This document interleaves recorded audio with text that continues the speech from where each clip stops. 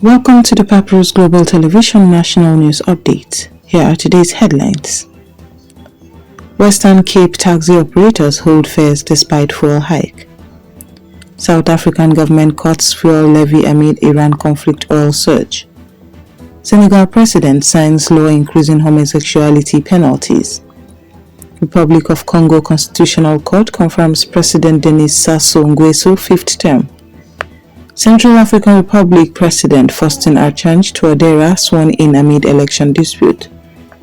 African economies face strain as Iran war drives fuel price surge. Former President Mohamed Bazoum remains detained as term ends. World Bank and Africa Development Bank launch initiative to connect 300 million Africans to electricity. Uganda First Lady Janet Museveni absence sparks questions. And now the news in details. Taxi operators in the Western Cape have confirmed that fares will remain unchanged despite anticipated petrol and diesel price hikes expected in April 2026. Mandla Hermanus, Western Cape Provincial Chairperson of the South African National Taxi Council, stated that the decision reflects a deliberate effort to balance operational pressures with the needs of daily commuters. Fuel analysts project increases of R5 per litre for petrol and R7 to R10 for diesel, which could significantly affect operational costs for minibus taxi operators. Theo Malele, spokesperson for the National Taxi Alliance, warned that while operators are currently absorbing costs to protect commuters, sustained price rises without government support could eventually necessitate fare adjustments. Commuters, however, have welcomed the temporary relief, noting that stable fares provide financial breathing room amid rising costs of food, electricity, and housing.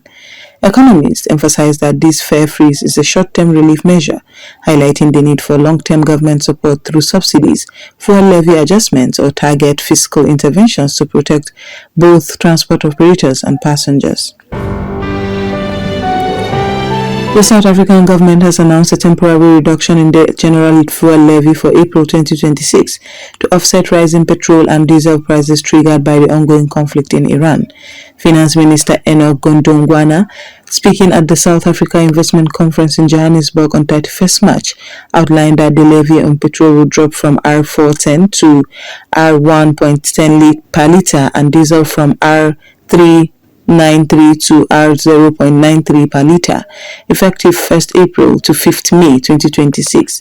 Despite the cut, analysts project petrol prices to still increase by approximately 3.06 R per litre and diesel by R7 to R10 per litre due to high global crude oil costs and a weakened rand. President Cyril Ramaphosa emphasized that while the measure offers temporary relief, it is insufficient to fully counteract international energy market volatility. Experts warn that without sustained interventions, inflationary pressures on households and businesses could continue, affecting transportation, logistics, and costs of goods across South Africa. Industry stakeholders, including Santaco and the National Taxi Alliance, acknowledged the levy cut but cautioned that rising operational costs for transport operators remain a serious concern. The government has established a ministerial task team to monitor fuel market developments and propose further policy measures as necessary, demonstrating a proactive approach in managing external energy stocks. Senegal's President Bassirou Diomaye Faye signed a law on 31st March that intensifies penalties for homosexuality, drawing immediate condemnation from human rights organizations and international observers. The legislation doubles prison sentences to between 5 and 10 years, raises fines to a maximum of 10 million CFA francs, approximately $17,000, and criminalizes any promotion or financing of same-sex acts. Critics argue that the law not only violates the rights of LGBTQ individuals but could also be used to target human rights organizations, activists, and allies, significantly curtailing freedom of expression and association.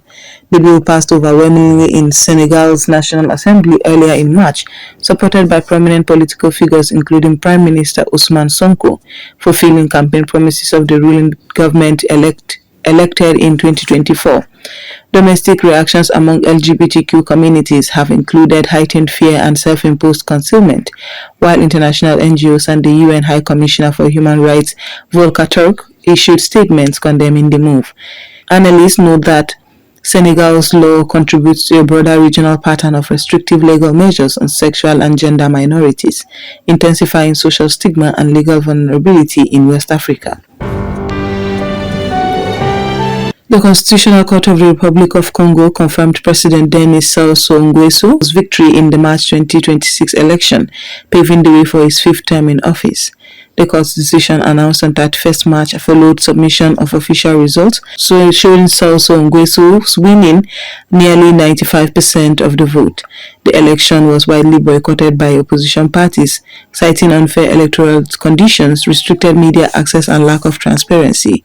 Guy Price Parfait Colelas, a leading opposition figure, described the vote as neither free nor fair and warned that the outcome may deepen political polarization.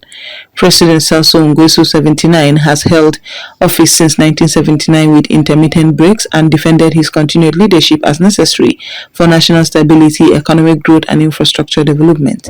International responses were mixed. Some regional organizations recognized the former results, while human rights observers stressed the need for reforms to ensure future competitive elections.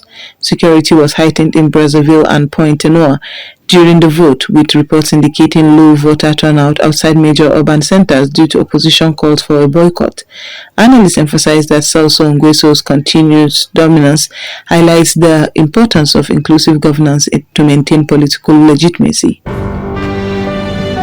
President Faustin Archange Touadera of the Central African Republic was inaugurated for a third term amid a contested election widely boycotted by opposition groups. The swearing-in ceremony in Bangui took place in late March 2026, attended by government officials, regional representatives, and members of the diplomatic corps. Official results indicate a decisive victory for Touadera, though opposition parties denounced the process as flawed and predetermined, citing restrictions on campaigning, voter intimidation, and limited media access. Analysts warn that limited political competition risks weakening institutional legitimacy and exacerbating divisions in a country already grappling with armed groups and fragile governance structures. Touadera, first elected in 2016 and re-elected in 2020, pledged to strengthen national unity, accelerate economic recovery, and improve security, particularly in rural areas affected by insurgent activity.